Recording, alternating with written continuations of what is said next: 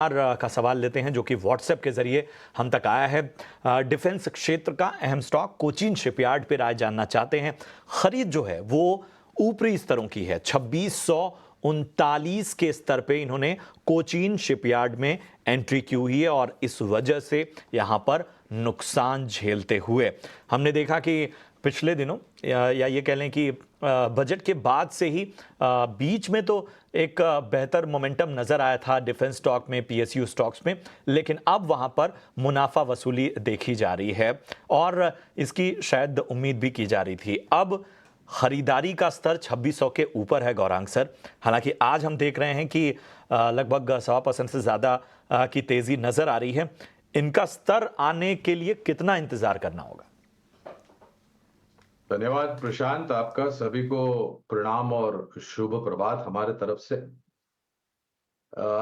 Cochin shipyard या फिर रक्षा क्षेत्र से जुड़ी हुई कंपनियां पिछले साल 2 साल में 100% से लेकर से 150-200% से ज्यादा ऊपर के तरफ के रुझान दिए थे और फिर उसके पश्चात थोड़ी बहुत मुनाफा वसूली की चपेट में ये रक्षा क्षेत्र के शेयर्स आ गए हैं। आज हालांकि काफी कुछ रक्षा क्षेत्र से जुड़े शेयर्स में खरीदारी हम देख रहे हैं। कोचिन शिपयार्ड पर जब आईपीओ आया था तब से आईपीओ में निवेश की भी राय थी और तत्पश्चात बुनियादी तर्क के आधार पर हमने यहाँ पर निवेश की राय दी थी। ये जो हाल ही में पहली तिमाही के नतीजे आए और जो घोषणाएं मैनेजमेंट ने की है, तो उसके तहत थोड़ा बहुत रिव्यू में हमने रखा है कोचिन शिपयार्ड को। मतलब हम चिंतन कर रहे हैं लक्ष्यांक को किस तरफ लेके जाने के लिए।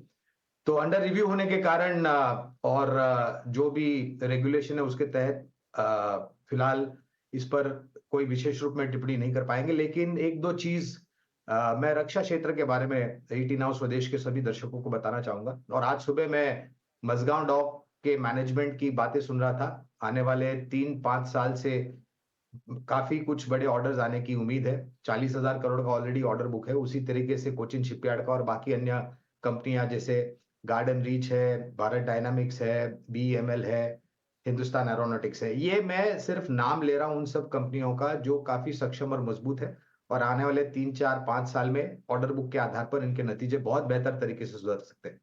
तो छोटी अवधि में मुनाफा वसूली की चपेट में, और मेरे ख्याल से किसी को कोई दिक्कत नहीं होनी चाहिए। जब 100, 150, 200% से ज्यादा चला है, उसके बाद अगर 15, 20, 30% का करेक्शन भी आता है, तो मेरे ख्याल से किसी को शिकायत नहीं करनी चाहिए। उज्जवल भविष्य है इन सब कंपनियों का ऑर्डर बुक के आधार पर। बिल्कुल, ये थी विशेष राय गौरांग जी के तरफ से कोचीन शिपयार्ड पर। चलिए शो को आगे बढ़ा